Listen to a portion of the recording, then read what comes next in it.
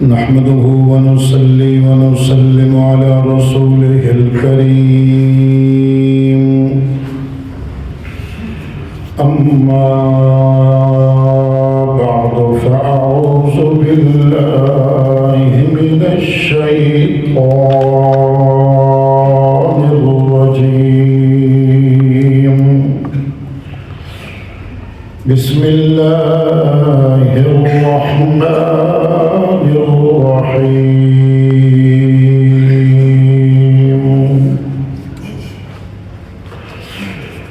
الحمد لله الذي خلق السماوات والأرض وجعل الظلمات والنور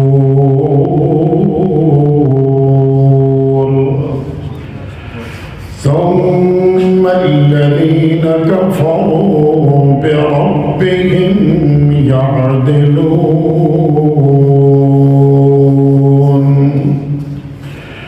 هو الذي خلقكم من طين ثم قضى أجلا وأجل مسمى عنده ثم أنتم تمترون وهو الله في السماوات وفي الأرض يعلم سركم وجهركم ويعلم ما تكسبون وما تأتيهم من آية من آيات ربهم إلا كانوا عنها معرضين فقد كذبوا بالحق لما جاءهم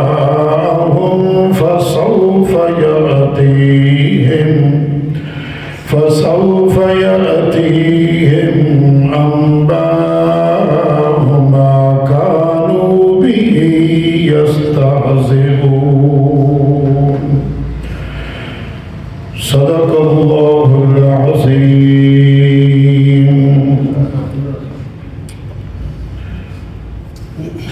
انتہائی معذرت، آپ کافی دیر سے منتظر رہے، بس تھوڑی سی غلط فہمی کا شکار میں بھی ہو گیا، تو دوسرا راستہ بھی آپ کو پتہ ہے کچہری روڈ بن رہا ہے، تو اس کی وجہ سے کافی لمبا چکر کاٹ کے آنا پڑتا ہے، رش بہت تحاشا ہوتا ہے، اور پھر ہمارے بارش بہت زیادہ ہوئی ہے، تو اس کی وجہ سے بھی اللہ آپ کو جزائے خیر عطا فرمائے۔ میری اپنی دلی خواہش تھی کہ پہنچا، ہو سکتا ہے کہ اللہ اس قرآن کی وعظ و نصیحت سے ہو سکتا ہے میری اور آپ کی نجات کا اللہ فیصلہ کر دے۔ یہ سورہ انعام ہے، اس میں 4 عنوان اللہ پاک نے بیان فرمائے، 4 مضمون ہیں۔ ویسے بھی پورے قرآن کو علماء نے 4 حصوں میں تقسیم کیا ہوا ہے کہ پورے قرآن کے 4 عنوان ہیں، مگر جتنی مکی صورتیں ہیں نا، ان کے اندر زیادہ تر یہ 4 ہی عنوان چلتے ہیں۔ پہلا عنوان ہے اللہ کی توحید کا، دوسرا عنوان ہے رسالت کا، تیسرا عنوان ہے قیامت کا، چوتھا عنوان ہے قرآن کا۔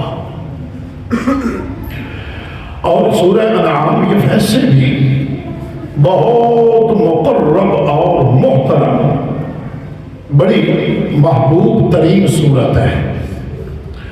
علماء نے لکھا ہے اس کے بارے میں کہ جب یہ نازل ہوئی تو 70,000 فرشتہ اس صورت کو لے کر نازل ہوا۔ 70,000 فرشتہ ساتھ آیا جب اللہ نے اپنے پیغمبر پہ نازل فرمائی اور لکھا انہوں نے کہ یہ یک بارگی ایک دفعہ پوری سورت اللہ نے اپنے پیغمبر پہ نازل فرمائی ہے۔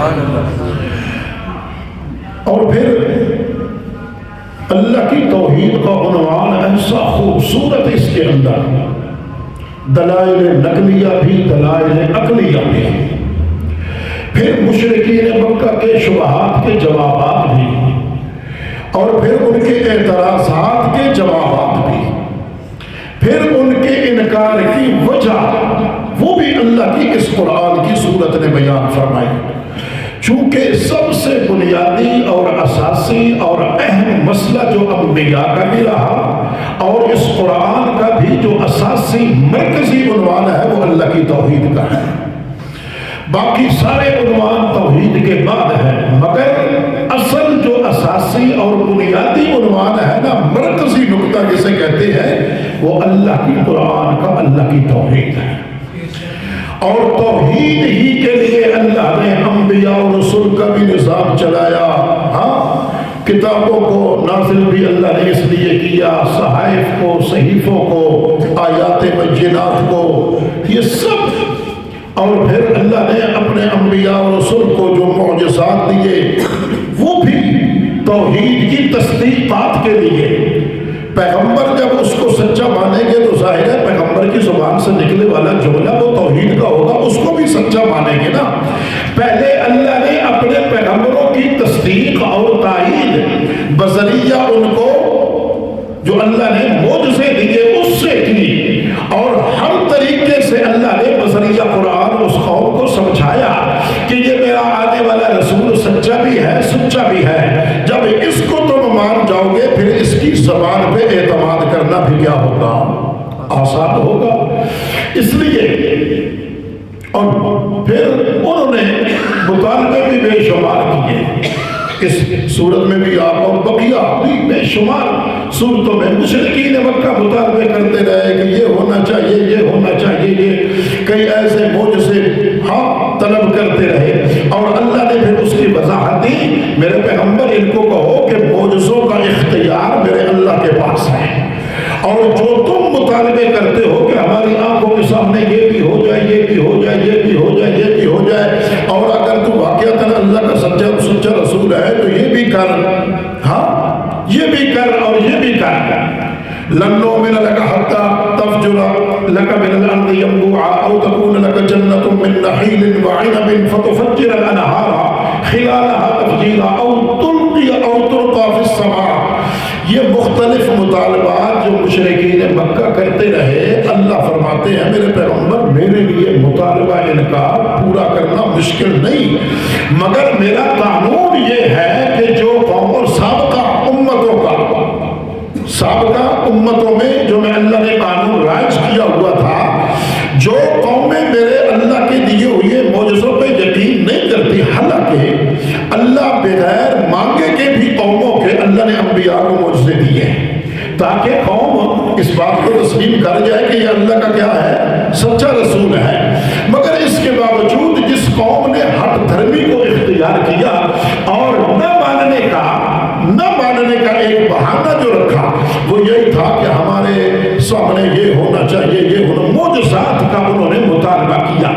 اللہ فرماتے ہیں ہمارا قانون یہ ہے کہ جب کوئی قوم معجزہ طلب کرے اور طلب کرنے کے بعد پھر بھی اس کو نہ مانے تو پھر ہمارے اللہ کا کیا ہوتا ہے؟ عذاب آتا ہے۔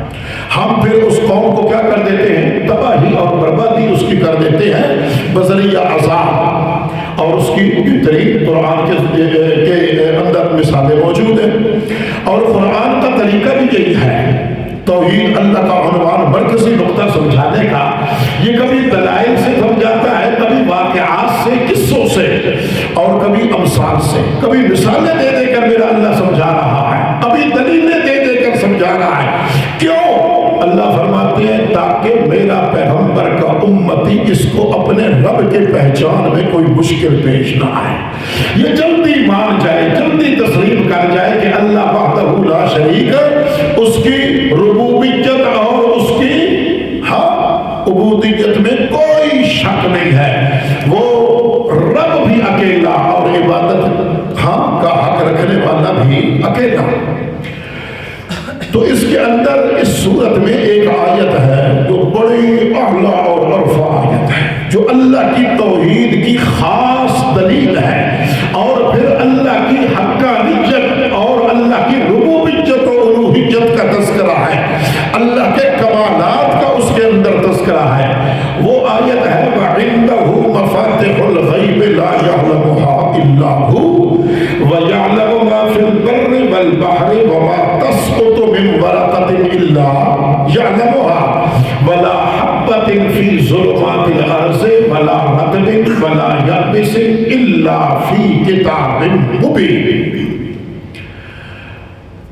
اس پوری صورت کو 70,000 فرشتوں نے جب جبرائیل امین لے کر آئے نا تو 70,000 فرشتہ اس صورت کے ساتھ آیا۔ ہاں ظاہر ہے آج کل کسی بڑے افسر کو پروٹوکول دیا جاتا ہے نا، ہاں پروٹوکول جتنا بڑا ہوئے گا اتنا بڑا پروٹوکول۔ یہ کیا ہے کہ عزت اور اس کی تکریم اور اس کی کیا ہو رہا ہے، یہ حوصلہ افزائی ہو رہی ہے۔ تو اللہ نے اس صورت کو بھی نازل کیا تو 70,000، اور علماء نے لکھا ہے کہ جب یہ آیت نازل ہوئی نا وَعِندَهُ مَفَاتِحُ الْغَيْبِ لَا يَعْلَمُهَا إِلَّا هُوَ، تو 12,000 فرشتے اس اکیلی آیت کو لے کر نازل ہوئی ہے، 12,000 فرشتے۔ اور یہ آیت ہی اگر خدا شاہد ہے بندے کو سمجھ آ جائے، اللہ کی توحید سمجھ آ جائے۔ یہ آیت جو ہے نا اپنے اندر پورا علم کا سمندر، ہاں کہتے ہیں نا کہ سمندر کو ایک کوزے میں بند کر دینا، تو اللہ کی توحید اللہ نے اس آیت کے اندر پوری توحید کو میرے اللہ نے بند کر دیا ہے۔ اور بندے کو جب اس کی حقیقت کا پتہ چل جائے نا، ہاں ہم چونکہ اجمی لوگ ہیں، ہمارا اتنا عربی سے تعلق نہیں ہے، اور عربی بڑی وسیع ہے، عربی بڑی وسیع ہے، اس لیے مشرکین مکہ کے سامنے جب اللہ کے رسول نے یہ پیغام دیا نا لا الہ الا اللہ، تو وہ فوراً سمجھ گئے کہ یہ محمد کہنا کیا چاہ رہا ہے۔ اس لا نے میں اور آپ طوطے کی طرح رٹ لگا لیتے ہیں لا الہ الا اللہ، اس لا الہ الا اللہ سے لپ کٹ کے پڑھنے کا فائدہ نہیں جب تک لا الہ الا اللہ کی حقیقت کو نہیں سمجھیں گے۔ لا الہ الا اللہ کے مطابق اپنی زندگی نہیں بنائیں گے، طرز زندگی لا الہ الا اللہ کے مطابق نہیں ہوگی نا، ویسے لا الہ الا اللہ پڑھنے سے کوئی فائدہ نہیں۔ لا الہ الا اللہ جو کچھ اللہ کہنا چاہ رہا ہے اس کو سمجھنا ہوگا، جو کچھ یہ کلمہ ہمیں مطالبہ کر رہا ہے اس کو سمجھنا ہوگا، اور جو کچھ یہ عربی اس کے اندر جو کچھ میرا رب اپنی تعریفوں کے کلمات کہہ رہا ہے اس کی تشریحات اور اس کی تفسیر میں جانا ہوگا۔ تو جب بندہ لا الہ الا اللہ کو حقیقی معنی میں سمجھ جائے گا نا، تو پھر اس کلمے جیسا کلمہ اور کوئی نہیں، اس کلمے جیسا اور کلمہ کوئی نہیں۔ دن قیامت کے آتا ہے نا کہ ایک ترازو میں یہ کلمہ ہوگا اور دوسرے میں ساری دنیا ہوگی، مگر اس ترازو یہ ہاتھ سے لکھا ہوگا آپ کا یہ کاغذ پہ، مگر یہ ہلکا کاغذ کا ٹکڑا جس پہ کلمہ لکھا ہوگا یہ اتنا ہیوی ہے، اتنا یعنی کہ وزنی ہے کہ دن قیامت کے اس کا پلڑا کیا ہوگا، بھاری ہوگا، بھاری، ساری کائنات کا پلڑا ہلکا ہوگا۔ یہ اتنا، لیکن ہم نے اس کو بڑا ہلکا لے رکھا ہے۔ کیا کیا ہے؟ ہلکا لے، ہلکا اس لیے کہ چونکہ ہم نے اس کی حقیقت کو سمجھا نہیں، اس کی گہرائیوں تک نہیں گئے۔ لا الہ الا اللہ مطالبہ کیا کر رہا ہے اور کہنا کیا چاہ رہا ہے۔ میں نے کلمہ پڑھا مسلمان ہو گیا، کسی غیر مسلم نے کلمہ پڑھا مسلمان ہو گیا، مگر اس وقت تک نہیں ہوگا جب تک وہ کلمے کی حقیقت کو نہیں سمجھ پائے گا۔ اس لیے عربیوں نے اس کی حقیقت کو سمجھا تو فوراً کیا کیا، فوراً اس کا انکار کیا اور کہا اے محمد بن عبداللہ تو نے ہمیں اس لیے جمع کیا تھا کہ یہاں آ کر تو نے یہ پکار کرنی تھی کہ لا الہ الا اللہ۔ اس لا نے آ کے ساری کائنات کے معبودان باطلہ کو میرے اللہ نے لا کے اس جملے نے، لا کے اس کلمے نے، لا والے لفظ نے اللہ نے سارا کچھ الجام کیا. میرے رب نے کہا میرے پیغمبر ان کے ذہنوں سے ایک خیال اور تصور پہلے دنیا کی ہر چیز کا نکال دو. کوئی ان کے معبود ہیں؟ ہاں پتھروں کے تراشی ہوئی ہے یا کسی بزرگ کی مورتی انہوں نے بنا کر رکھی ہوئی ہے. واد سوا یعوس یعوق ہے یا ہبل ہے یا ان کے جتنے بھی معبود ہیں. میرے پیغمبر لا پہلے کہو الا اللہ بعد میں کہو. لا اس لیے پہلے اللہ نے رکھا میرے پیغمبر لا پہلے رکھو تاکہ کوئی چیز مخفی نہ رہے. وہ لا کی حقیقت کو سمجھتے تھے کہ لا نے ایسا بند باندھا ہے کہ اب لا کے بعد اگر کوئی ہے تو وہ الا اللہ ہے, اللہ ہی ہے اور اس کے علاوہ. ہاں ان مشرکین مکہ نے بھی بے شمار معبودان بنا رکھے تھے اور ہم نے بھی ماشاء اللہ ہمارے پاکستان میں تو ویسے ہی بے شمار. ٹھیک لگے ہوئے ہیں.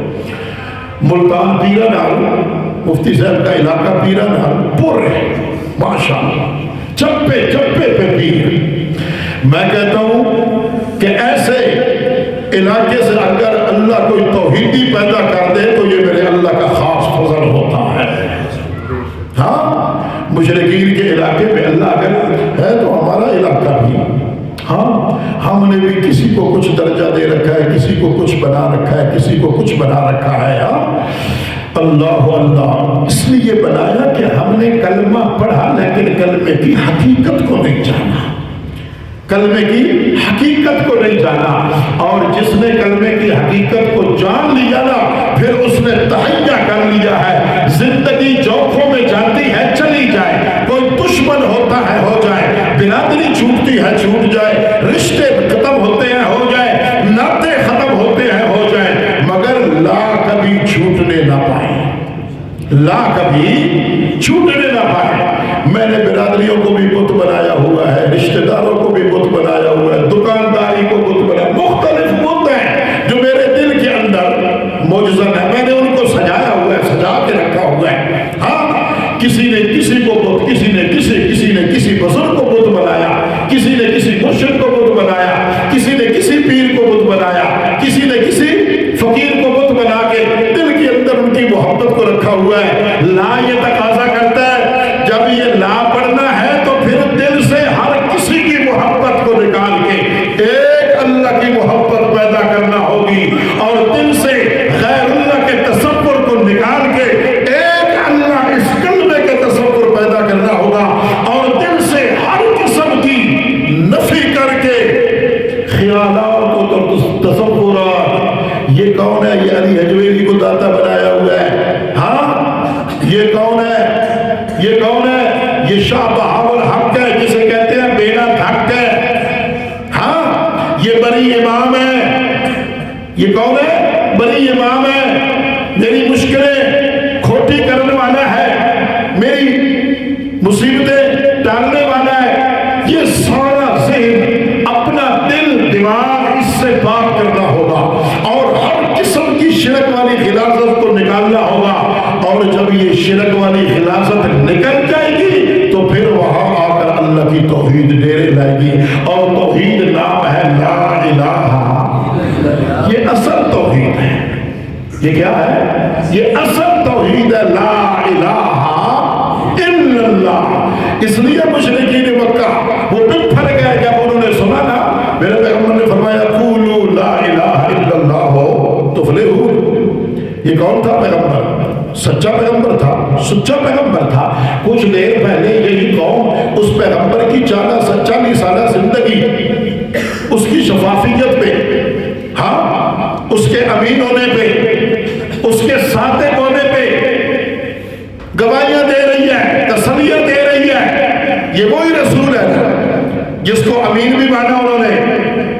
ہاں امین مانا تھا نا اور سچا مانا تھا, مگر جب لا الہ الا اللہ کے رسول نے کوئی تشریح نہیں کی, کوئی تفسیر اس کی نہیں بیان فرمائی, صرف مطلقاً کہا لا الہ الا اللہ تفلحون, تو وہ فوراً پھر گئے. جو قوم تھوڑی دیر پہلے پیغمبر کی ہر ادا پہ ماننے کو تیار تھی, اس نے جب لا الہ الا اللہ سنا تو فوراً سب اپنے بھی مخالف ہو گئے، دشمن بن گئے، جان کے دشمن۔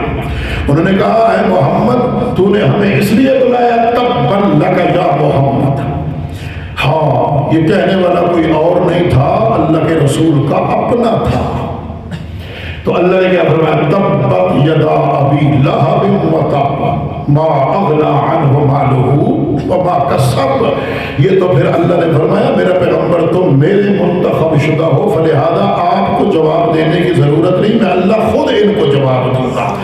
آپ میری تبلیغ کے لیے آئے ہیں، میرے مبلغ ہیں، میرے مقرر ہیں، اور میرے اللہ کے داعیے ہیں، اور میرے اللہ کا کیا پیغام لے کر آئے ہیں، تو اس لیے آپ کو ضرورت نہیں، میں اللہ خود ان کو۔ اس نے بد دعا دی نا، تو اللہ نے پھر جواباً خود اس کو کہا تبت یدا ابی لہب۔ تو میرے محمد کو کہتا ہے تیرے خاک آلودہ ہو، خاک آلودہ ہو۔ ہاں اللہ فرماتے ہیں میرا پیغمبر تو آیا ہی اپنی نبوت والی زندگی لے کر، اور نبوت والی زندگی میں میرے اللہ کا پیغام سنانے کے لیے آیا ہے۔ میرا پیغمبر کیوں ہلاک ہو، ہلاک تیرے جیسا موذی ہونا چاہیے۔ میرا پیغمبر کون ہے؟ میرا پیغمبر تو آیا ہی امت کی اصلاح اور فلاح اور خیر خائی اور بھلائی کے لیے ہے۔ میرا پیغمبر تو داعی اللہ ہی کی توحید کا ہے، داعی ہی میرے اللہ کے اس کلمہ وحدہ کا ہے، لا الہ الا اللہ کا۔ اس لیے اللہ نے فرمایا میرا پیغمبر آپ کا کام مطلقاً کیا ہے، بلغ ما انزل الیک۔ آپ میرے اللہ کے قرآن کو کھول کھول کے بیان کرو۔ اور اس آیت میں آپ آگے چلیں گے انشاءاللہ، آپ نے پڑھی بھی ہوگی، حضرت مفتی صاحب نے آپ کو اس کا بہترین طریقے سے سیر بھی کرائی ہوگی۔ اس میں اللہ نے مختلف انداز اپنائے اور بار بار کہا قد فصلنا الآیات لقوم یذکرون۔ اور میرے اللہ کی آیاتیں میں اللہ کھول کھول کے بیان کرتا ہوں، کیوں نہیں تم فکر کرتے، غور کرتے، تدبر کرتے، کیوں نہیں سمجھنے کی کوشش کرتے؟ میں اللہ تمہیں سمجھانے کی کوشش کر رہا ہوں۔ ہاں مختلف انداز، مختلف طریقے، مختلف امثال، مختلف دلیلیں، مختلف واقعات کے ذریعے میں اللہ سمجھا رہا ہوں، کیوں نہیں تم سمجھ رہے؟ ہاں افلا تعقلون، کیا تم عقل نہیں رکھتے؟ سبحان اللہ، سبحان اللہ۔ اور اس سورت میں اللہ پاک نے اپنی پہچان کرائی، اور بڑے خوبصورت انداز میں اللہ نے پہچان کرائی۔ اور پھر آیا هو الذی خلقکم من طین۔ وہ اللہ کون ہے کہ جس نے تمہیں کس سے بنایا؟ خلقکم، بولو کس سے بنایا؟ تین، مٹی سے بنایا۔ ہاں مٹی سے بنا ہوا وجود انسانی۔ ہاں کیا بات ہے اس کی۔ میرے اللہ نے میرے اور آپ کے وجود کی جب اللہ نے اس کی ترتیب اور تزئین فرمائی نا، آرائش فرمائی میرے اور آپ کی وجود کی، اس وقت میرا اور آپ کا نام و نشان بھی نہیں تھا۔ اور جب اللہ مدن رحم کے اندر یہ میرے اور آپ کا ڈیل ڈول ڈھانچہ بنا رہا تھا نا، اللہ فرماتا ہے هو الذی یصورکم ما فی الارحام کیف یشاء۔ وہ اللہ وہ ذات ہے جس نے تمہاری ماں کی رحموں کے اندر تمہاری تصویریں بنائی ہیں، اور تصویریں بھی ایسی کہ الذی خلقک فسواک فعدلک فی ای صورت ما شاء رکبک۔ اللہ فرماتے ہیں مجھے رب ہونے کی قسم ہے، خلقک فسواک فعدلک، تیری میری بنیاد تو مٹی سے، مگر آگے چل کر اللہ نے پھر اس کو مدر رحم میں لے آیا، اور پھر میرے رب نے فرمایا هو الذی یصورکم ما فی الارحام۔ وہ ذات کون ہے جس نے پھر تمہارے وجود کی ہاں شکلیں بنانے کے لیے، تمہیں وجود کے تزئین کے لیے ماں کے رحم کے اندر تمہارا سلسلہ قائم فرمایا۔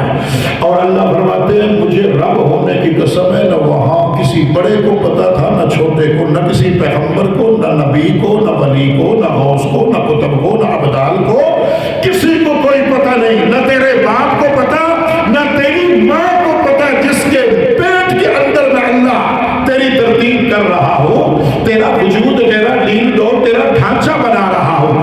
اللہ فرماتے ہیں مجھے رب ہونے کی قسم ہے تیری ماں کو بھی اس کا پتا کوئی نہیں، مگر الذی خلقک فسواک فعدلک، مجھے رب ہونے کی قسم ہے تجھے پتہ ہی نہیں تھا، تیرے علم بھی نہیں تھا، تیرا نام و نشان بھی نہیں تھا۔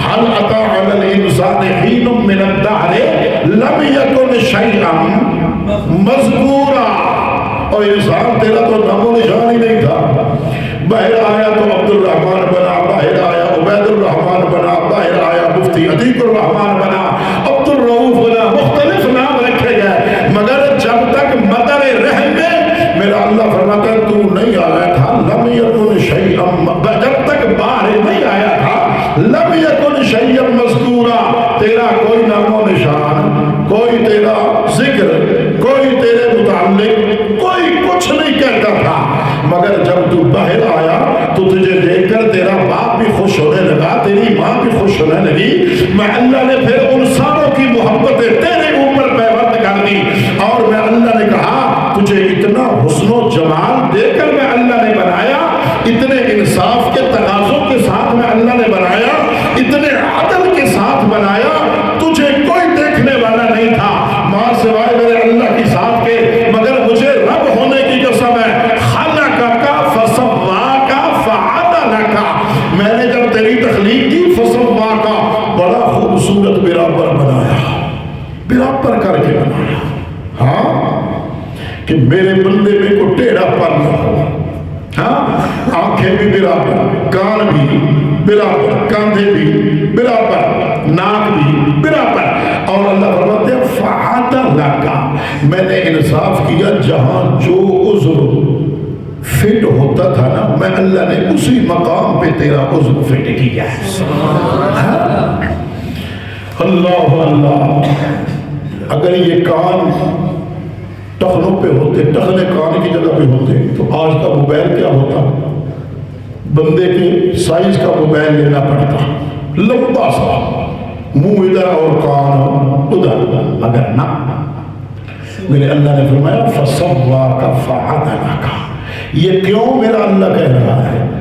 ہاں یہ میرا اللہ صرف اپنی توحید سمجھانے کے لیے قرآن کا مرکزی نقطہ اور مرکزی مسئلہ اللہ سمجھانے کے لیے یہ اللہ بیان کر رہا ہے، ہاں، اور پھر اس کی تصدیق اور تائید اللہ خود پیغمبروں کے ذریعے کروا رہا ہے۔ یہ اللہ اس لیے کر رہا ہے تاکہ میرے بندے کے لیے میرے اللہ کی توحید کا سمجھنا آسان ہو جائے۔ اس کے باوجود اگر کوئی اندھا رہے تو رہے، عقل پہ پردے پڑ رہے تو رہے، ہاں، مگر اللہ نے کوئی کسر نہیں چھوڑی۔ حالانکہ اسی صورت میں آتا ہے کہ ہدایت کا اختیار بھی اللہ کے ہاتھ ہے اور گمراہی کا اختیار بھی۔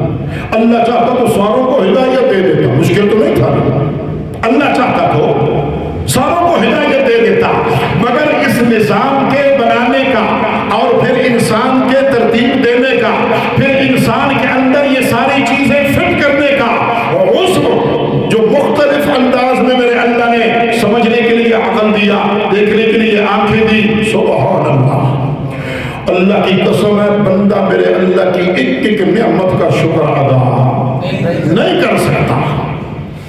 ہاں، خلقک فسواک فعدلک، اللہ نے یہاں تیرے پورے وجود کا، سر سے لے کر پاؤں تک پورے وجود کو اللہ نے کیا کیا، بڑا فٹ بنایا، بڑا کمال والا بنایا، بڑا حسن و جمال والا بنایا، میرے رب نے بڑی ترتیب سے بنایا، بڑی خوبصورتی سے سجایا۔ ہاں، بال جہاں تیرے اچھے لگتے تھے تو مانگ نکالے، بالوں پہ کنگھی چلائے اور اپنی مرضی سے بالوں کا سٹائل بنائے۔ میرا رب کہتا ہے میرے بندے کے لیے مشکل نہ ہو۔ بندے کو میرے اللہ نے کتنی نعمتیں دی ہیں، انسان وجود کے اندر کتنی نعمتیں دی ہیں. چھڑا بندہ اللہ کی اس آنکھ دی ہوئی نعمت کا اگر بندہ اس کو شمار کرنا چاہے تو نہیں کر سکتا. یہ آنکھ صرف دیکھنا سحری دیکھنے کا نام نہیں ہے، اس کے پیچھے میرے اللہ نے لاکھوں خلیے بنائے ہیں جو اس آنکھ والی دیکھنے والی صورت کو وہ خلیے چلا رہے ہیں. لاکھوں خلیے ہیں اس آنکھ میں. یہ ایسے نہیں بنی، اس کے بنانے والے نے اس کے اندر جو فٹنگ کی ہے نا، فٹنگ. اب بندہ کوئی مشین بناتا ہے نا، مشینیں، ٹھیک ہے، تو وہ کسی بھی کام کی مشینیں ابھی لگی ہوئی ہیں، تو یہ خان بھائی بہتر جانتے ہیں. اچھا وہ لگی ہوئی مشینیں چل رہی ہیں، کوئی مشین ادھر چلتی ہے، کوئی ادھر چلتی ہے، کوئی اوپر کو چلتی ہے، کوئی نیچے کو چلتی ہے، کوئی ادھر سے جا رہی ہے، کوئی ادھر سے جا رہی ہے. ہاں مشین ایک ہے، اس کے آن کا سسٹم ایک ہے. جو ہی بندہ بٹن دباتا ہے تو وہ مشین چلنا شروع ہو جاتی ہے، اور ہر مشین کا ہر جوڑ علیحدہ علیحدہ وہ اپنا اپنا کام کر رہا ہے. یہاں دانا تیار ہو رہا ہے، یہاں اس کو رنگن ہو رہی ہے، یہاں اس کی کترائی ہو رہی ہے، یہاں اس کی کٹائی ہو رہی ہے، آگے چل کر اس کی کیا ہو رہی ہے، پیکنگ ہو رہی ہے. مختلف طریقوں سے وہ چیزیں نکل کر کیا پیکنگ تک پہنچ رہی ہے. میرے اللہ نے انسان کا وجود بنایا، پورا ڈیل ڈال، پورا انسان کا جسم میرے اللہ نے بنایا، اور جو ہی میرے رب نے اس میں روح ڈالی نا تو پورے جسم نے کام کرنا شروع کر دیا. آنکھوں نے دیکھنا شروع کر دیا، کانوں نے سننا شروع کر دیا، دماغ نے سوچنا شروع کر دیا، ہاتھ پاؤں نے ہلنا شروع کر دیا. اور میرے وجود کے اندر جو میرے اللہ نے فٹنگ کی ہوئی ہے، سبحان اللہ سبحان اللہ، خلقک فسواک فعدلک. مجھے اور آپ کو صرف ذہنی چیز نظر آ رہی ہے، میرے جو اندر فٹنگ ہے کی ہوئی نا، اس کا کوئی مقابلہ نہیں دنیا کے اندر، کوئی جوڑ نہیں اس کا دنیا کے اندر. ہاں دل حرکت کر رہا ہے، دل اپنی ڈپٹی دے رہا ہے، آنکھیں جگر اپنی ڈپٹی دے رہا ہے، پھیپھڑے اپنی ڈپٹی دے رہے ہیں، اور گردے وہ اپنی ڈپٹی دے رہے ہیں. ہر چیز کر رہی ہے. میں کھاتا ہوں، سب کچھ کھاتا ہوں، مگر وہ کیا ہے، اندر اللہ نے ایسی مشینری فٹ کی ہوئی ہے کہ وہ کھاتا ہوں، وہ آگے ہضم ہو رہا ہے، اور فضلہ علیحدہ ہو رہا ہے، میرا پیشاب علیحدہ ہو رہا ہے. سبحان اللہ. اور اس سے جو طاقت ملنی ہے وہ اللہ مجھے جسمانی طور پہ طاقت مہیا کر رہا ہے. سبحان اللہ. ہاں اللہ کی توحید نے کیسے کیسے سمجھانے کے انداز اختیار کیے ہیں. وَإِنَّ لَكُمْ فِي الْأَنْعَامِ لَعِبْرَةً سبحان اللہ نُسْقِيكُم مِّمَّا فِي بُطُونِهِ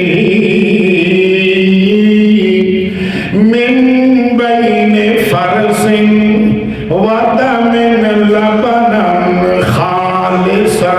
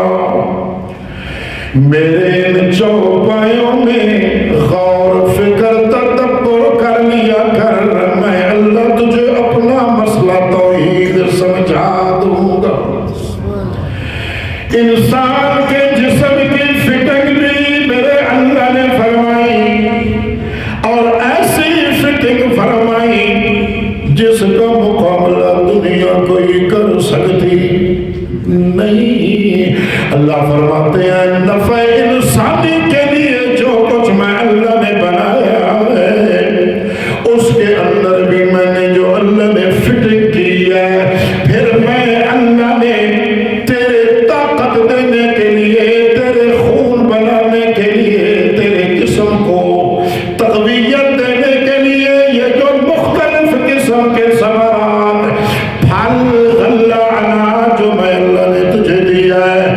اللہ فرماتے ہیں ان میں سے جتنے میرے چوپائے جانور ہیں وہ بھی نفع انسانی کے لیے ہیں. زمین سے نکلنے والا غلہ، اناج، پھل، ثمرات، اللہ فرماتا ہے یہ سارے کا سارا کس کے لیے؟ نفع انسانی کے لیے ہے. مگر اللہ فرماتا ہے اب سارا کچھ میں نے تیرے لیے بنایا ہے اور تجھے صرف اپنی توحید کو مان کر اپنے اللہ کی عبادت کے لیے بنایا ہے.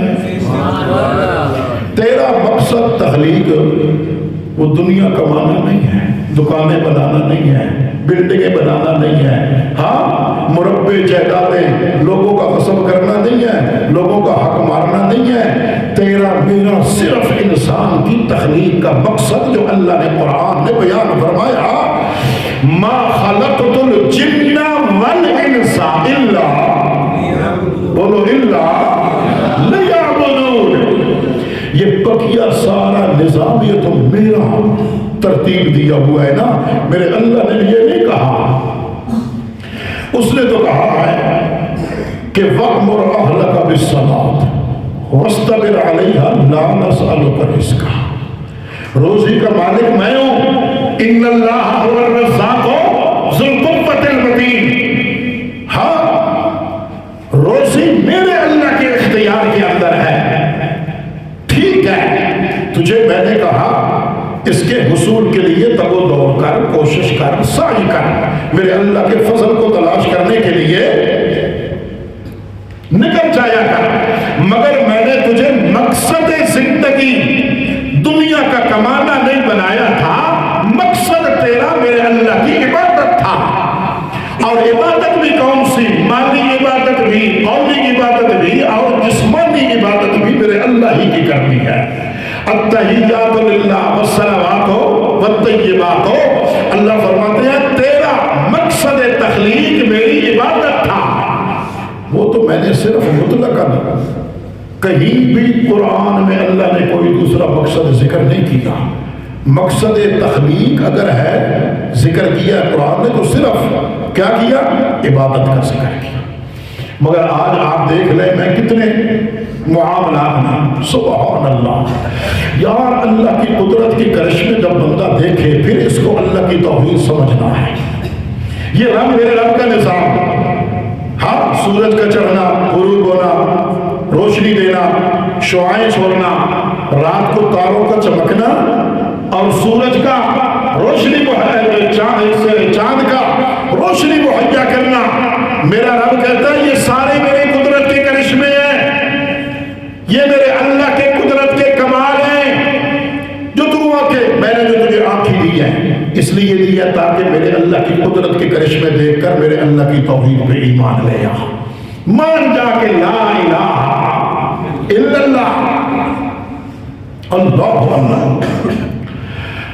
اب عقل ہے، عقل انسان میں جو عقل اللہ نے رکھی ہے کتنی بڑی دولت ہے عقل.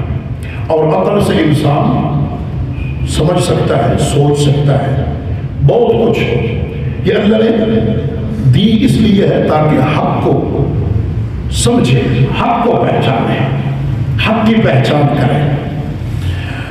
اور یہ پتہ ہے آپ کو جو عقل اللہ نے دی ہے کوئی بڑا ہی عقل مند ہونا، بڑا ہی زیادہ عقل مند ہو جو اپنے عقل کو بڑا شاہ بادشاہ، یہ تو اس کا دماغ کمپیوٹر ہے. بڑے بڑے اللہ نے قوت حافظہ دیا لوگوں کو، بڑا قوت حافظہ دیا. انہوں نے اپنے دماغ کو کمپیوٹر سے بھی زیادہ، یہ کمپیوٹر سے زیادہ دماغ کو اللہ نے تربیت دے رکھی. کمپیوٹر کو بنانے والا ہی کوئی انسان ہے، اس کی سوچ اتنی ہے کہ اس نے کمپیوٹر کا نظام ترتیب دے دیا ہے. ہاں اور یہ جو دماغ ہے سوچنے کا بڑا ہی کوئی حاضر دماغ اور بڑا ہی کوئی قوت حافظہ رکھنے والا ہونا تو وہ اپنے دماغ کی جتنی بھی صلاحیتیں استعمال کرے، دماغ کو استعمال کرے. مگر لکھا ہے کہ 20% سے زیادہ وہ استعمال نہیں کر سکتا جتنا بھی کرے. ہاں 20% سے زیادہ، اور اللہ نے اس کے اندر سمجھنے کی صلاحیت 100% رکھی ہے. 100 یوں سمجھے کہ لاکھ کیوسک کے حساب سے اللہ نے اس کے اندر سوچ کی صلاحیت دماغ میں رکھی ہے. اور بندہ بڑے سے بڑا اگر کوئی دماغ استعمال کرنے والا ہو نا، وہ بھی 20,000 اتنا استعمال کر سکے گا. 80% پھر بھی اگر 80% بندہ دماغ کو استعمال مزید کرنا شروع کر دے تو وہ کیا بن جائے گا. سبحان اللہ. یہ میرے اللہ نے کیا ہے، سمجھنے کی صلاحیت انسان کے دماغ کے اندر رکھی ہے. اور یہ ساری چیزیں میرے اللہ کی تخلیق ہے، اور یہ اسی میرے اور آپ کے وجود کے اندر اللہ پاک نے اس کو فٹ کیا ہوا ہے. ہاں، دماغ کا کام ہے پرکھنا، چیزوں کی سمجھ بوجھ رکھنا. اور سب سے بڑا جو میرے اللہ نے دماغ کو انسان کے وجود میں فٹ کیا ہے، وہ اللہ اپنی توحید کو سمجھانا چاہتا ہے کہ دماغ سے سوچ یہ میرے اللہ کا نظام کیسا چل رہا ہے، میرا اللہ کس طرح نظام چلا رہا ہے. آسمانوں سے بارش کو برسا رہا ہے، زمین سے اللہ اناج اگا رہا ہے، اور کس طریقے اور کس انداز سے میرا اللہ دے رہا ہے. میرا اللہ کہتا ہے کہ میں نے تجھے تخلیق کیا اپنی عبادت کے لیے، اور تیرے وجود کے اندر پوری مشینری فٹ کی ہے. اور سانس بندہ لے رہا ہے، سانس بندہ لے. ہاں، یہ پتہ نہیں 1 منٹ میں کتنی دفعہ سانس لے رہا ہے. اس کے اندر بھی حکماء اور ڈاکٹر لوگ کہتے ہیں کہ جو اچھی صحت مند ہو وہ جناب بننا اتنے کیا نام ہے دفعہ سانس لیتا ہے، اندر نکالتا ہے، بہن لیتا ہے. اور جو بیمار ہو اس کی سانس کی یعنی کہ نا ہو جاتا ہے، رفتار کم ہو جاتی ہے. مگر میرا اللہ سانس لے رہے ہیں، باہر نکال رہے ہیں، اندر ڈال رہے ہیں. بندہ صرف سانس کے اندر جانے اور باہر جانے کو اگر اس پہ غور و فکر کرنا شروع کر دینا کہ میرا اللہ اندر گیا وہ سانس واپس نہ آنے دے تو میرا کیا بنے گا، کیا بنے گا؟ ختم معاملہ، ختم. اور جب میں اندر باہر سے اندر نہیں لے کر جاؤں گا سانس تو تب بھی نظام ختم. سبحان اللہ. اس لیے میری امی عائشہ صدیقہ فرماتی ہیں کہ میں نے اپنے پیغمبر کو دیکھا، میرے پیغمبر کا کوئی سانس ایسا نکلتا نہیں تھا جس میں اللہ کا شکر ادا نہیں کرتے تھے، اور اندر نہیں جاتا تھا جس کا میرا پیغمبر شکر نہیں ادا کرتا تھا. میرا پیغمبر یہ بتانا چاہتا ہے میں پیغمبر ہو کر بھی سانس لینے میں بھی محتاج اللہ کا اور باہر نکالنے میں بھی محتاج اللہ کا. اور بندہ تو میں تو ہر دم، ہر لمحہ، ہر لحظہ، ہر گھڑی، ہر آن محتاج ہے اپنے اللہ کے. اور جب محتاجی اللہ کی ہے تو پھر ہماری اس وقت غیرت انڈیا چلی جاتی ہے کہ اس کے دیکھتے ہوئے، زندہ رہتے ہوئے ہم کسی اور کو اپنا معبود، کسی اور کے آگے سجدے، کسی اور کے نام کی نظر و نیاز، کسی اور کے نام کی منت منوتی. ہاں، فلاں دربار پہ جا کر لوگ جاتے ہیں. اور یہ دلدالہ ہے، دلدالہ کے قریب ایک بابا شاہ جمال کی بنی مشہور ہے. وہاں لوگ آج بھی طواف کرتے ہیں، طواف کر رہے ہیں. دیسی مرغ ان کے بغل کے نیچے ہوتا ہے اور بغل طواف کر رہے ہیں. وہ کیا ہوتا ہے؟ وہ حضرت بابا شاہ جمال کے نام کا یہ مرغ دیسی عام کو فارمی بھی نہیں پسند کرتے. فارمی حضرت شاہ بابا جمال پسند نہیں کرتے نا، ٹھیک ہے. پتہ نہیں نیچے کوئی ہے بھی صحیح کہ نہیں، لیکن وہ بن ہے پانی کی نا، اس کے ساتھ انہوں نے بنایا ہوا. لیکن اتوار والے دن اتنا رش ہے، پہلے وہ جاور 1-2 تھے، ابھی بہت زیادہ ہو گئے ہیں، ٹھیک ہے. تو وہ لوگ دیسی مرغ لے کر جاتے ہیں. تو نظریہ یہ ہوتا ہے بابا شاہ جمال پتر دے رتا لال، پتر دے رتا لال تے ایک ککڑ مارسا تیرے متھے نال. ایک ککڑ جو دیسی لے کے آتے ہیں نا، وہ کہتے ہیں بابا شاہ جمال پتر دے سرخ، اور یہ مرغ تیرے نام کا. ہاں، وہاں یہ چڑھاوے بھی چڑھائے جا رہے ہیں، طواف بھی ہو رہے ہیں، سجدہ ریزیاں بھی ہو رہی ہیں، اوہ کیا کچھ. پتہ نہیں ہے نیچے کچھ ہے بھی صحیح. ہاں یہ مشرک کوئی انڈیا میں نہیں ہے، یہ شرک پرست انڈیا میں نہیں ہے، ہمارے ملک میں پاکستان میں ہے، ہمارے قرب و جوان میں ہے. میرا اللہ سمجھانا کیا چاہ رہا ہے، میرا اللہ قرآن میں کیا کہنا چاہ رہا ہے؟ مجھے ان ملاؤں نے، مجھے ان گدی پرستوں نے، مجھے ان گدی والوں نے قرآن کی سمجھ کے قریب نہیں آنے دیا. اگر یہ قرآن سمجھ گئے نا تو پھر یہ اللہ کی توحید کے قائل ہو جائیں گے. جب یہ توحید کو سمجھ گئے پھر انہوں نے جو کچھ دینا ہے اللہ کے نام کا دینا ہے. اور وہ مجاور اتوار والے دن شام کو جاتے ہیں، مرغ جا کر سیل کرتے ہیں، بازاروں میں بیچتے ہیں، وہاں جا کر وہ ظاہر ہے بابا پتہ نہیں ہے یا نہیں، بابا شاہ جمال انہوں نے ایک نام دیا ہوا ہے. سبحان اللہ، اندر کے حال کا پتہ کسی کو کوئی نہیں، اللہ کی ذات. انہوں نے روزی اور روٹی اور اپنی مال و دولت کے کمانے کے وہ مختلف طریقے اختیار کر رکھے ہیں. اور اللہ کا قرآن اسی بات کی تردید کر رہا ہے کہ او کائنات والو، کوئی نہیں تمہاری پکارے سننے والا، کوئی نہیں تمہاری مرادیں پوری کرنے والا، کوئی نہیں، کوئی نہیں الا اللہ، مگر اکیلا اللہ ہے. اسی کو پکارو، اسی کے آگے حاجتیں پیش کرو، اسی کے آگے منتیں پیش کرو، اسی کے آگے نظروں میں عرض دو.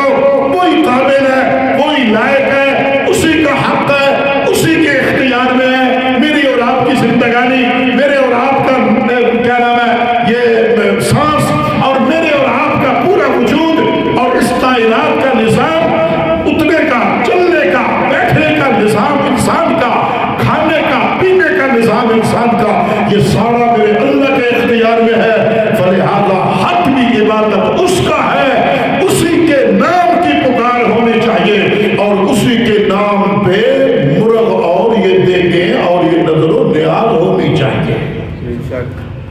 ہاں میرا اللہ کا قرآن یہی کہہ رہا ہے، یہی کہہ رہا ہے. حرمت علیکم المیتہ والدم ولحم الخنزیر وما اہل لغیر اللہ. اللہ فرماتے ہیں 4 چیزیں میں نے حرام کی ہے، غور سے سنو. ہاں علیکم المیتہ، یہ وہ اعتراض کرتے تھے نا مشرکین مکہ مسلمانوں کو کہ یار آگے اسی صورت میں وہ مسئلہ بھی ہے. اچھا وہ کہتے تھے کہ یار جسے اللہ مارتا ہے اسے تم کھاتے نہیں ہو، جسے تم خود مارتے ہو اسے کھاتے ہو.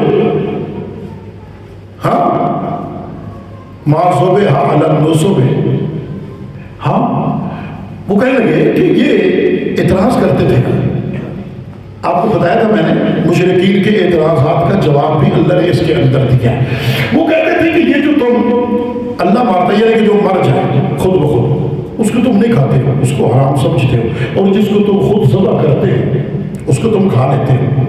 ہاں اللہ اللہ، یہاں پہ اللہ نے فرمایا حرمت علیکم المیتہ، حرمت علیکم المیتہ. اور پاگلو، جس اللہ نے حلال کیا ہے وہی حرام کر رہا ہے. جس اللہ نے حلال کیا ہے وہی حرام کر رہا ہے، اور جس اللہ نے مارا ہے وہی حرام کر رہا ہے، اور جس اللہ نے ذبح کر کے کھانے کا حکم دیا ہے وہی حلال کر رہا ہے. حرمت علیکم المیتہ والدم ولحم الخنزیر وما اہل لغیر اللہ. یہاں بات سمجھنے کی ہے مسئلہ کہ اللہ نے جو آپ کو خود بخود دمی موت مار جائے وہ بھی حرام، دم مسفوح وہ بھی حرام، ولحم الخنزیر، خنزیر کا گوشت بھی حرام. چوتھے نمبر پہ فرمایا ان تینوں چیزوں سے اگر بڑا حرام ہے تو وما اہل لغیر اللہ، وہ ہے جو اللہ کے علاوہ کسی اور کے نام کا دیا جائے. وہ کیا ہے؟ کون کہہ رہا؟ حرمت. کون کہہ رہا ہے؟ اللہ کا قرآن کہہ رہا ہے، کوئی مولوی کی زبان نہیں کہہ رہی نا، اللہ کا قرآن کہہ رہا ہے. میں نے اور آپ نے اللہ کے قرآن کو فالو کرنا ہے، اور قرآن یہی تو سمجھانا چاہتا ہے کہ حلال بھی کرنے والا اللہ، حرام بھی کرنے والا اللہ. میرا مالک چاہتا ہے کہ میرا بندہ عبادت میری کرے، حلال کھائے گا، حلال کھا کر جو اس کا خون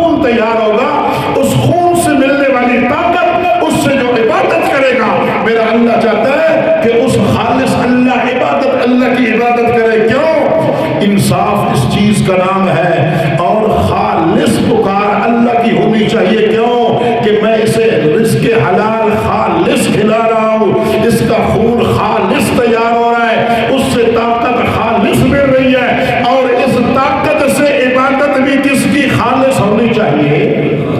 اللہ چاہتے ہیں میرے اللہ کی خالص ہونی چاہیے.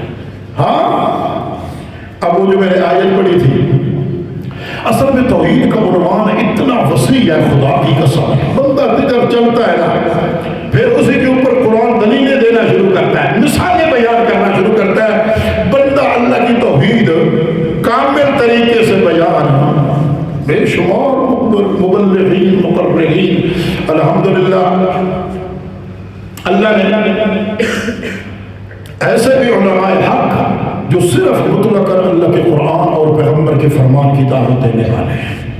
اور منبر رسول کا تقاضا بھی یہ ہے، منبر رسول کا تقاضا بھی یہ ہے کہ یہاں بیٹھ کر حق اور سچ بیان کیا جائے. جھوٹے قصے، جھوٹیاں کہانیاں، روایتیں جھوٹیاں نہیں بیان کر رہی، سچی روایات بھی اور سچی قرآن کی آیات بھی. یہ اس منبر کا تقاضا ہے، منبر کا تقاضا ہے کہ یہاں حق اور سچ بیان کیا جائے. وَأَنَّ الْمَسَاجِدَ لِلَّهِ فَلَا تَدْعُوا مَعَ اللَّهِ أَحَدًا. اس منبر رسول کا تقاضا یہ ہے. ہم لگ جاتے ہیں جھوٹے قصے، جھوٹیاں کہانیاں، پیروں کی پتہ نہیں کیا کچھ بیان کرنا شروع کر دیتے ہیں، جن کا نہ پاؤں نہ سر، جن کا نہ کوئی آگا نہ کوئی پیچھا نہ کوئی پتہ. سنی سنائی بات. یار اللہ کا قرآن جو ہمارے پاس ہے، پیغمبر کا فرمان جو ہمارے پاس، ذخیرہ احادیث ہمارے پاس، اور قرآن والی جو بین الدفتین اور آپ کی صورت میں، حفاظ کی صورت میں سینوں میں میرے اللہ نے محفوظ کر کے رکھا ہوا ہے. ہم نے جھوٹے قصے تب بیان کرنے جب ہمیں قرآن نہ آئے، ہم نے جھوٹیاں کہانیاں تب بیان کرنی جب ہمیں پیغمبر کا فرمان نہ آئے. وگرنہ جسے پیغمبر کا فرمان آتا ہو نا، اللہ کا قرآن آتا ہو، وہ جھوٹے قصے نہیں بیان کرتے، جھوٹی کہانیاں نہیں بیان کرتے، لوگوں کے عقیدے خراب نہیں کرتے، لوگوں کے نظریات خلافت والے نہیں بناتے، بلکہ اللہ کے سچے قرآن سے سچے عقیدے بناتے ہیں. نظریات بھی خوبصورت، عقیدے بھی خوبصورت. کوئی مولوی اپنی طرف سے بیان نہیں کرتا، بیان کرتا ہے تو اللہ کے قرآن کا بیان کرتا ہے، محمد مصطفیٰ کا فرمان بیان کرتا ہے. اس لیے آؤ قرآن سے جھپا مارو، قرآن سے لو لگاؤ، قرآن سے تعلق پیدا کرو، قرآن سے اپنی نسبت پیدا کرو. یہ سارے جھگڑے ختم ہو جائیں گے. قرآن نے جا کر آ کر جب آپ کو فیصلہ سنانا ہے نا، یہ حق اور سچ کا فیصلہ، اگر وہ فیصلہ چاہتے ہو حق اور سچ کا، تو آؤ اللہ کے قرآن کے دامن میں آ جاؤ. اللہ کا قرآن آپ کو حق بھی سنائے گا اور سچ بھی سنائے گا. اور قرآن کو سمجھنے اور سننے کی اللہ نے اگر صلاحیت دی ہے نا، دماغ ہے.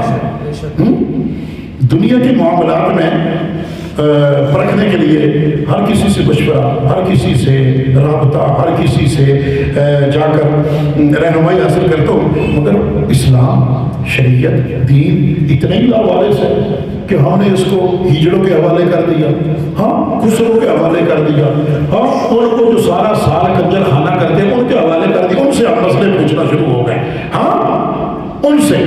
سبحان اللہ، سبحان اللہ.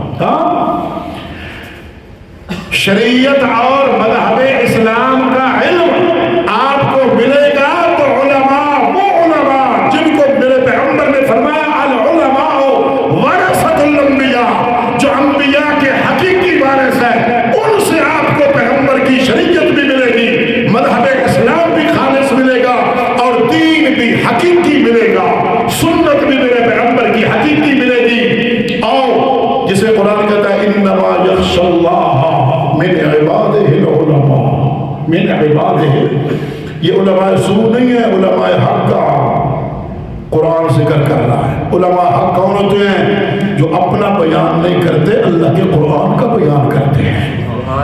علماء حق کون ہیں؟ جو اپنا بیان جھوٹے قصے، اپنی طرف سے من گھڑت کہانیاں نہیں بیان کرتے، بلکہ سونے پیغمبر کا سچا کھرا فرمان بیان کرتے رہتے ہیں، وہ علماء حق ہیں۔ انما یخشی اللہ من عبادہ العلماء، من عبادہ۔ ہماری قوم نے قرآن کو سمجھا نہیں ہے، اس لیے درباروں کے پجاری ہیں، اس لیے کبھی کہاں سجدہ، کبھی کہاں سجدہ، کبھی کہیں نظر و نیاز، کبھی کہیں نظر و نیاز، کبھی جہاں کا چکر، کبھی کہاں کا چکر۔ اللہ اللہ، یہ سارے دنیا کے چکروں میں پڑے ہوئے، اگر اللہ کے قرآن کے دامن میں آ جائے نا، خدا کی قسم ہے میرا اللہ سارے چکر ختم کروا کے ایک بیت اللہ کا اللہ انہیں چکر لگوائے اور وہاں یہ کہے لبیک اللہم لبیک لا شریک لک لبیک ان الحمد والنعمت لک والملک لا شریک لک۔ یہ دنیا کے چکروں کو چھوڑو، میرے اللہ کے گھر کا چکر کاٹو، درباروں کے چکر چھوڑو، میرے اللہ کے گھر کے چکر میں آؤ اور وہاں آ کر کہو لبیک لبیک لبیک، یہاں لبیک یا رسول اللہ میں کہو، میرے اللہ کے گھر میں آ کر کہو لبیک اللہم لبیک لبیک اللہم لبیک لا شریک لک لبیک۔ اللہ میں تیرے گھر میں حاضر ہوں، یا اللہ گناہگار حاضر ہوں، یا اللہ تیرے گھر کا سوالی ہوں، تیرے گھر کا محتاج ہوں۔ میرے پیغمبر دعا مانگا کرتے تھے اللہم انی عبدک ابن عبدک ابن امتک ناصیتی بیدک ماضٍ فی حکمک اللہم انی اسألک۔ اے اللہ میں تیرے گھر کا محتاج، میں بھی تیرا بندہ، میرا باپ بھی تیرا بندہ، میری ماں بھی تیری بندی، اے اللہ ابن امتک ناصیتی بیدک ماضٍ فی حکمک عدل فی قضاؤک۔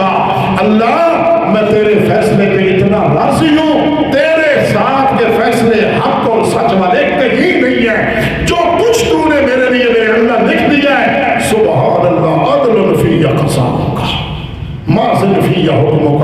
نہ تیرے حکم کے علاوہ کسی اور کا حکم چلتا ہے اور نہ تیرے فیصلے کے علاوہ کسی اور کا فیصلہ ہے، اور جو تو نے فیصلے کر دیے میرے اللہ، میں کہتا ہوں سچ اور حق کے فیصلے ہیں تیرے اللہ، تیرے ساتھ کا عادل کائنات میں اور ہے ہی کوئی نہیں۔ یہ اسی عادل اور جج کا یہ بھیجا ہوا کلام ہے جس پہ اللہ نے بنایا ہی میرے اور آپ کے لیے جج اور فیصل اگر بنایا ہے تو اللہ نے اپنے قرآن کو بنایا ہے۔ ہر مسئلے کا حل میرے اور آپ کے لیے اللہ کے قرآن میں موجود ہے، وگرنہ وفات پیغمبر رسول اللہ صلی اللہ علیہ وسلم کے آخری ایام میں اللہ کے رسول نے فرمایا تھا نا ایتونی بقرطاس اکتب لکم لن تضلوا بعد، لے آؤ کاغذ قلم دوام، میں آپ کو ایک تحریر لکھ دیتا ہوں۔ صحابہ کرام بیٹھے ہیں، اللہ کے رسول صلی اللہ علیہ وسلم حالت مرض میں ہیں، قریب وفات ہے، اللہ کے رسول نے فرمایا لے آؤ ایتونی بقرطاس اکتب لکم لن تضلوا، لے آؤ ایک کاغذ قلم دوام لے آؤ، میں تمہیں تحریر لکھ دیتا ہوں، میرے چلے جانے کے بعد اگر تم میں کوئی اختلاف ہو جائے، کوئی مسئلہ پیش آ جائے تو میری تحریر کو نکال دیا کرو، مسئلے حل ہو جائیں گے، اختلاف ختم ہو جائیں گے۔ صحابہ کرام خاموشی سے سن رہے ہیں، ایک دفعہ بھی کہا فرمایا، دوسری دفعہ بھی فرمایا، تیسری دفعہ کہا، حضرت عمر کھڑے ہو گئے، فرمایا یا رسول اللہ کیا فرما رہے ہیں؟ میرے پیغمبر نے فرمایا ایتونی بقرطاس اکتب لکم، لے آؤ کاغذ قلم دوام۔ حضرت عمر نے وہاں کہا تھا یا رسول اللہ حسبنا کتاب اللہ، جو آپ نے ہم تک اللہ کی کتاب کو پہنچایا ہمارے لیے وہی کافی ہے، ہمارے ہر مسئلے کا حل اس کتاب میں موجود، ہمارے ہر اختلاف کا حل اس کتاب میں موجود ہے، اور ہمارے بڑے سے بڑا مسئلہ، چھوٹے سے چھوٹا مسئلہ، اس کا حل جب اللہ کے قرآن میں موجود ہے تو ہمارے پاس جب اللہ کی کلام آپ کر چھوڑ جا رہے ہیں یا رسول اللہ اور تحریر کی ضرورت ہو، حسبنا کتاب اللہ، ہمیں کیا کافی ہے؟ اللہ کا کلام کافی ہے۔ یہ دنیا کے جھیڑے اور جھگڑے، فسادات اور قتل و غارت یہ کیوں ہو رہی ہے؟ انصاف نہیں ہے۔ جو منصف بنے ہوئے ہیں وہ خود سب سے بڑے ڈکٹیٹر ہیں،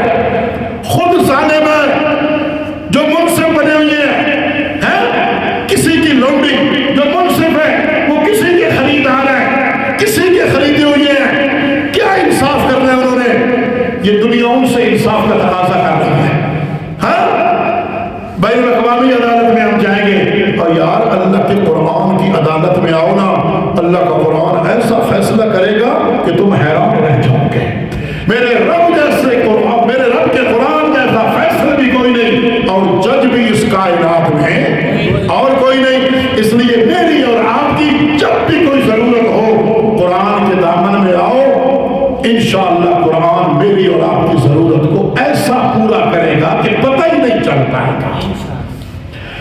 اللہ اللہ, اللہ کا قرآن بڑی باکمال اور بے مثال اور لازوال کتاب ہے. سبحان اللہ. اور مفتی صاحب آپ کو قرآن سے سیراب کرتے رہتے ہیں.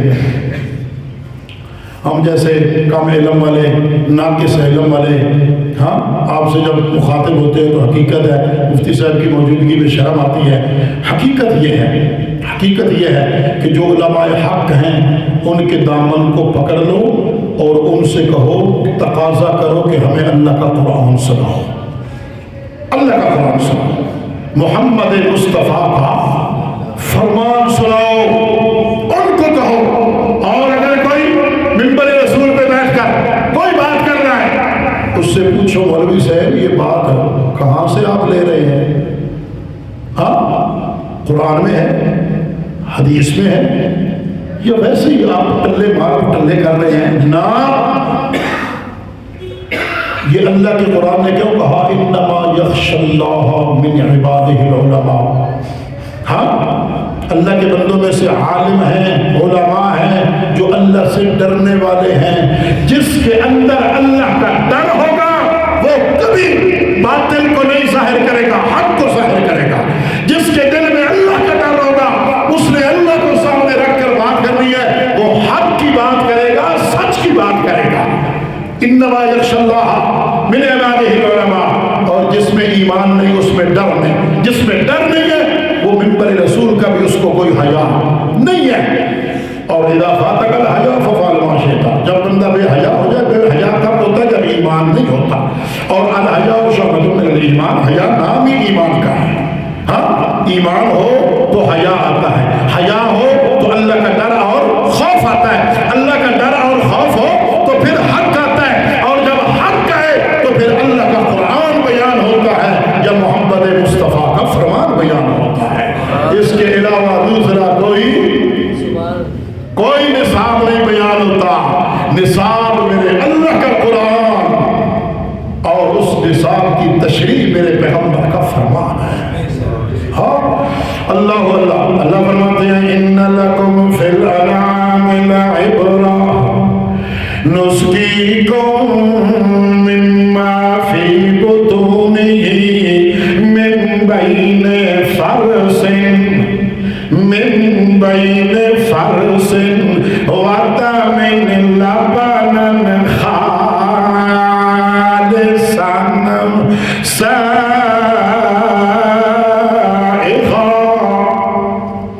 یہ آخری اشرا جو ہوتا ہے نا ہمارے لیے بڑا مشکل ہوتا ہے.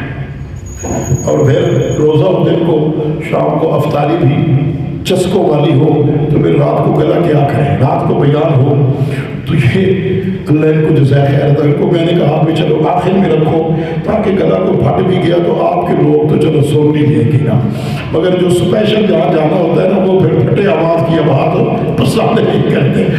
تو میں نے کہا چلو اللہ سے دعا کرو اللہ ہمیں بھی توفیق دے رکھے. اللہ کا قرآن بھی ہم سے, اللہ اپنے قرآن کی خدمت بھی لیتا رہے اور اپنے پیغمبر محمد مصطفیٰ کے فرمان بیان کرنے کی بھی اللہ خدمت لیتا رہے. ہاں انسان کے وجود کے ذکر کے بعد اللہ نے اس چوپائے کا ذکر فرمایا. انسان کے جسم میں جو مشینری فٹ کی ہے اس کے کمالات میں اور آپ دیکھ رہے ہیں. اللہ فرماتا نظارہ کروانا چاہتا ہے کہ ذرا اس کو بھی دیکھو جس سے میں اللہ تمہیں خالص دودھ دے رہا ہوں. اس میں بھی خاص حکمت ہے. ان لکم فی الانعام لعبرہ نسقیکم مما فی بطونہ من بین فرث ودم لبنا خالصا سائغا للشاربین. اللہ فرماتے ہیں میری توحید کو سمجھنا ہے تو آؤ ذرا میرے بنائے پیدا کردہ چوپایوں پہ خیال کر. ان لکم فی الانعام لعبرا، یہ میں نے تیرے لیے عبرت کا مقام بنایا ہے اور سوچنے اور سمجھنے کا مقام بنایا ہے. اللہ فرماتے ہیں وہ جانور ہے جو کھا تو سبزہ رہا ہے، سبزہ چارہ سبز کھا رہا ہے، ہاں مگر اللہ فرماتے ہیں یہی سبزہ اس کے اندر آ رہا ہے، میں اللہ کیا کر رہا ہوں، اس سے خون بھی تیار ہو رہا ہے، اس سے گوبر بھی تیار ہو رہا ہے، اس سے پیشاب بھی تیار ہو رہا ہے.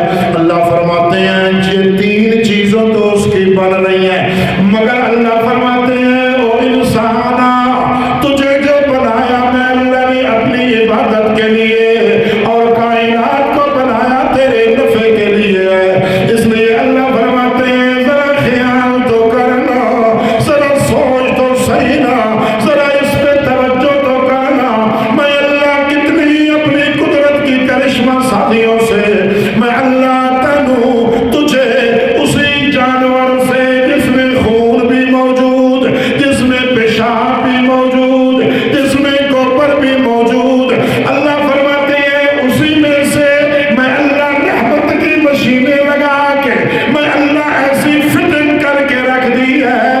اللہ فرماتے ہیں میں ان سے بچا کے ان سے ہر قسم کی آمیزوں سے پاک کر کے میں نے ملاوٹ سے پاک کر کے نہ خون کی ملاوٹ، نہ پیشاب کی ملاوٹ، نہ گوبر کی ملاوٹ.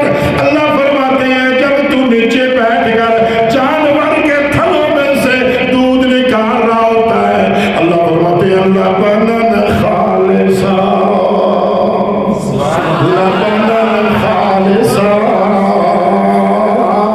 او بندہ یہ تو خیال کر یار جو اللہ جس کی عبادت کا حکم قرآن دے رہا ہے وہ واقعتاً وہ حقدار عبادت ہے یا نہیں ہے.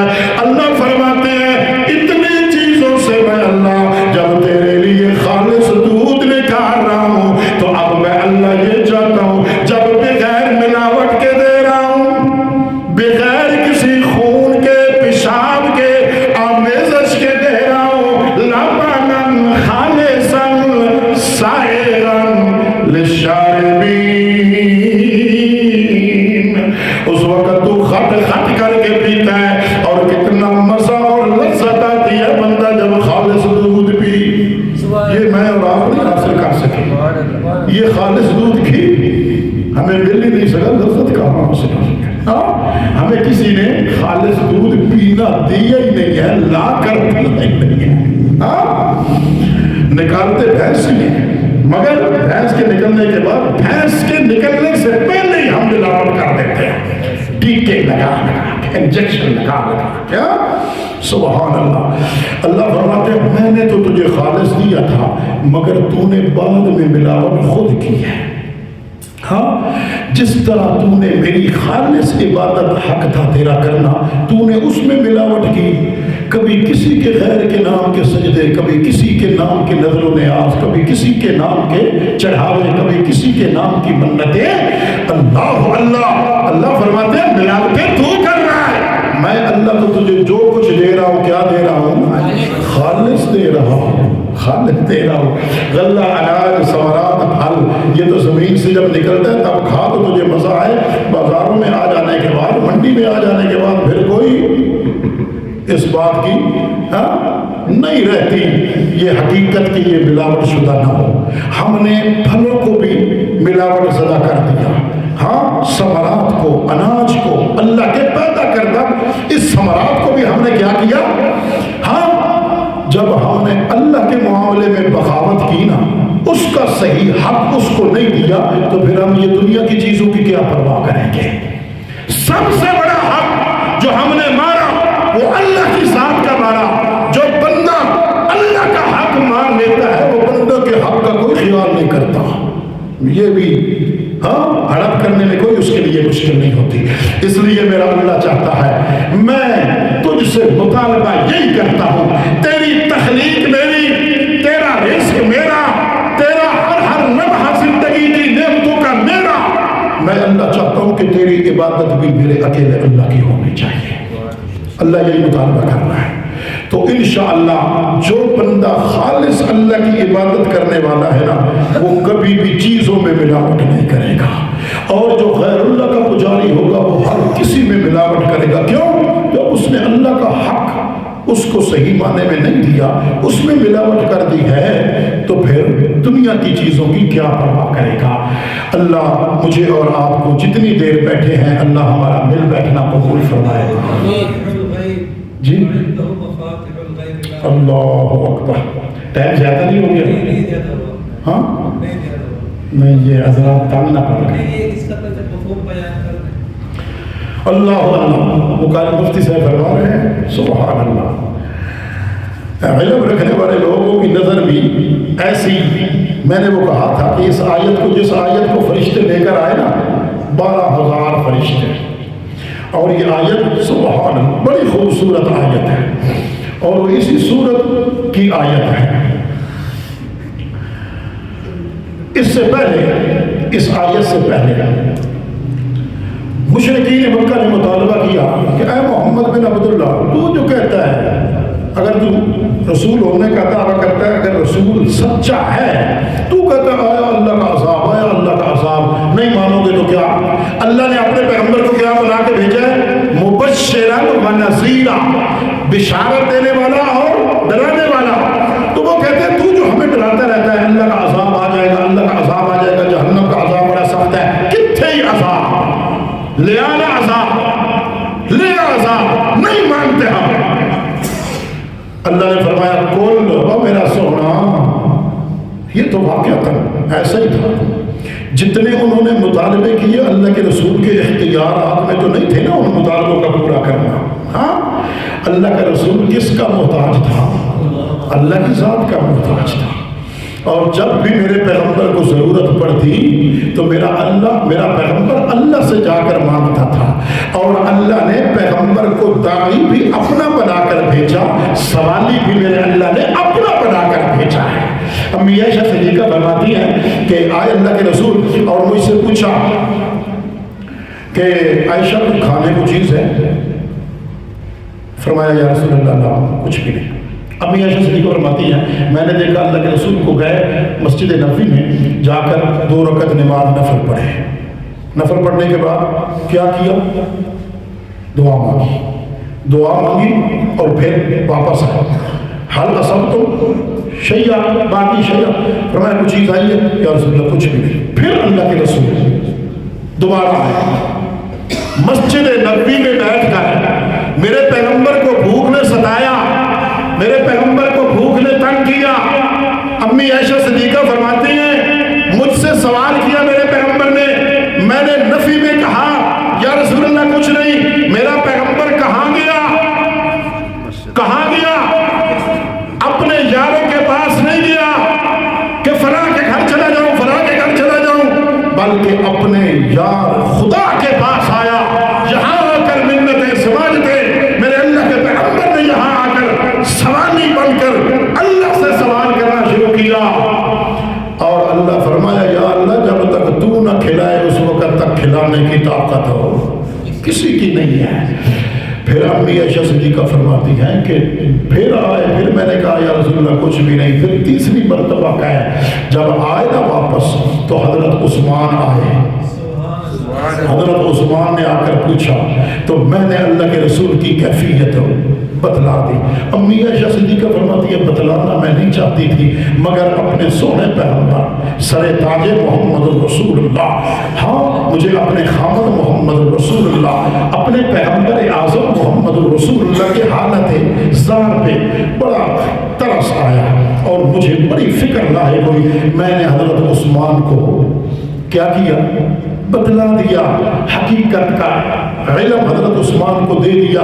حضرت عثمان رونا شروع ہو گئے. گئے گھر کے اندر فوراً جلدی فوراً لے کر آئے اشیاء کھانے پینے کی اور لا کر دی اور فرمایا اچھا میں جا رہا ہوں. یہ اللہ کے رسول جب عبادت الہی سے فارغ ہو جائیں تو ان کو میری طرف سے ہدیہ پیش کر دینا.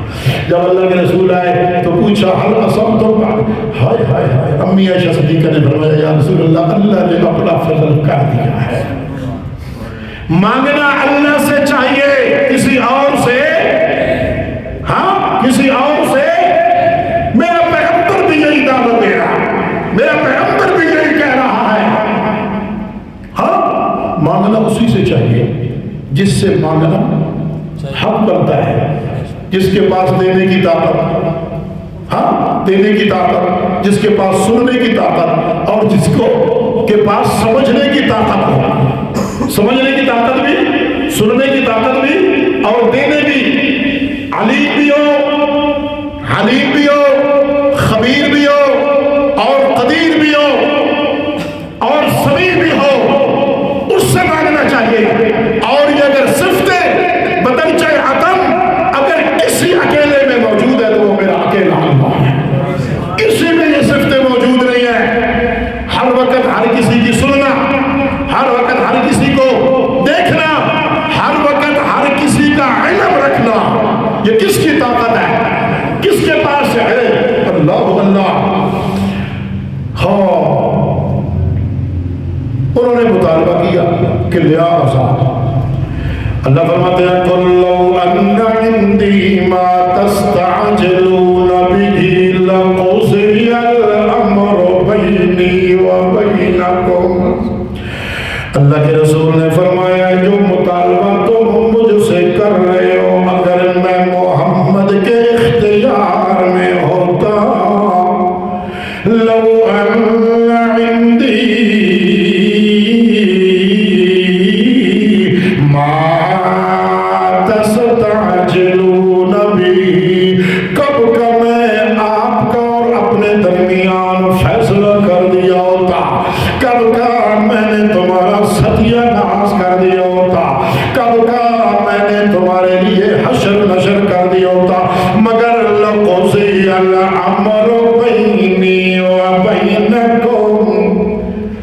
جس طرح تم انسان اسی طرح انما انا بشر، میں بھی اللہ کا بشر انسان ہوں۔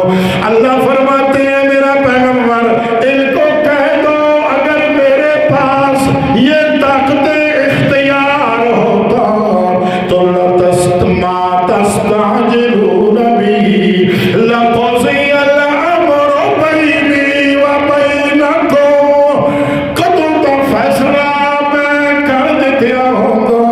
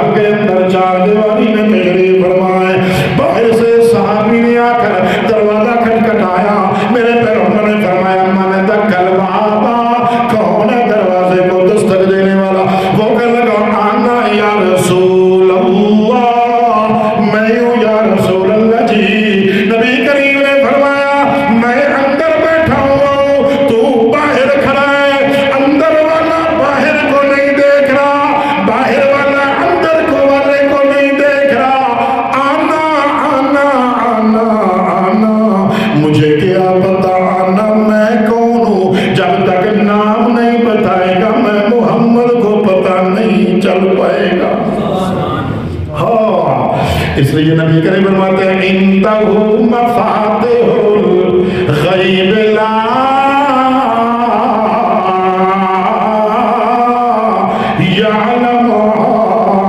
یعلمها، کسی اور کے پاس نہیں ہے الا وہی ہے جس کے پاس علم کے خزانے، علم کے خزانوں کی چابیاں بھی اسی کے پاس ہے۔ پردہ آ جائے، پردے کے پیچھے بھی دیکھنے والا وہ، چار دیواری کا پردہ آ جائے، زمین کا پردہ آ جائے، اندر والے کو باہر والے کا نہیں پتا، باہر والے کو اندر والے کا نہیں پتا۔ ہر جگہ دیکھنے والی، ہر جگہ سننے والی اور ہر جگہ سے علم رکھنے والی ذات ہے تو کون ذات ہے؟ وہ اکیلے میرے یعلم ما فی البر والبحر، تیری تری کے حالات بھی، تیری خشکی کے حالات بھی، اور تیرے سمندر کے اندر کے حال، زمین کے تحت الثرى کے حالات جاننے والی ذات ہے تو وہ اکیلے اللہ کی ہے۔ فوق العرش تب بھی وہی جانتا ہے، تحت العرش تب بھی وہی جانتا ہے، ما فی السماء ما فی العرش وما فی السماء بینہما، ان دونوں کے درمیان تب بھی دیکھنے والی وہی، سننے والی وہی، جاننے والی وہی ذات ہے۔ اسی کو پتہ ہے کیا ہو رہا ہے پردوں کے پیچھے، مشرق سے باہر، مغرب کے باہر، شمال سے آگے، جنوب سے آگے، آسمانوں سے اوپر، زمین کے نیچے، تحت الثرى اندر کے حال کو جاننے والا کون ہے؟ یعلم ما فی البر والبحر، اللہ، میں نے کہا نا قرآن کہتا ہے قد فصلنا الآیات، اللہ کھول کھول کے بیان۔ اب انہوں نے مطالبہ کیا نا، اللہ نے فرمایا ان کو مسئلہ بھی سمجھا دے میرا سونا۔ ہاں، ان کے ذہنوں میں جو فطور ہے نا کہ پیغمبر وہ ہوتا ہے جس کے پاس اختیارات ہوتے ہیں، پیغمبر وہ ہوتا ہے جس کے پاس قدرت اور طاقت ہوتی ہے۔ ان کو کہہ دو میں اللہ کا پیغمبر ضرور ہوں مگر اللہ کی صفتوں میں محمد شریک نہیں، میں اللہ کا پیغمبر ضرور ہوں مگر اللہ کی ذات میں محمد شریک نہیں۔ سن لو، جو صفتیں میرے اللہ کی ہے وہ خالص اسی کا حق ہے اور اسی ہی کی ہے، اور ان صفتوں میں محمد شریک نہیں، اور جو محمد میں مجموعہ ہوں کمزوریوں کا، میرا اللہ کمزوریوں سے سبحانہ، وہ پاک ہے۔ میں محمد کمزور ہوں، میرا اللہ کمزوریوں سے پاک، میرا اللہ شاہزور ہے، میں محمد شاہزوریوں سے پاک۔ شاہزوریاں ہیں تو میرے اکیلے اللہ کی، کمزوری ہے تو پورے وجود انسانی اس کے اندر شامل ہے۔ اللہ ما تسقط من ورقۃ الا یعلمها ولا حبۃ فی ظلمات الارض ولا رطب ولا یابس الا فی کتاب مبین۔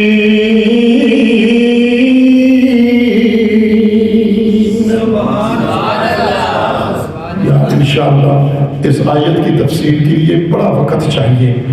حضرت مفتی صاحب کی خواہش کے مطابق میں ابتداءً جو ہے وہ کر دیا ہے، باقی انشاءاللہ اللہ نے موقع فراہم کیا تو انشاءاللہ پھر آگے اللہ، یہ تو عنوان ایسا ہے کہ لا متناہی ہے، ختم نہیں ہونے والا، یہ سمندر بے کنار ہے، بالکل ختم نہ ہونے والا عنوان ہے۔ انشاءاللہ اللہ میرے ٹوٹے پھوٹے الفاظ کو اللہ قبول فرمائے، میرا سنانا آپ کا سننا، اور جو میرے اور آپ کی ملاقات کا ذریعہ بنے ہیں، ہمارے خان بھائی ہیں، ہمارے مفتی صاحب ہیں، اللہ ان کو بھی ہم دونوں سے دگنا اجر عطا فرمائے۔ آخر دعوانا الحمدللہ۔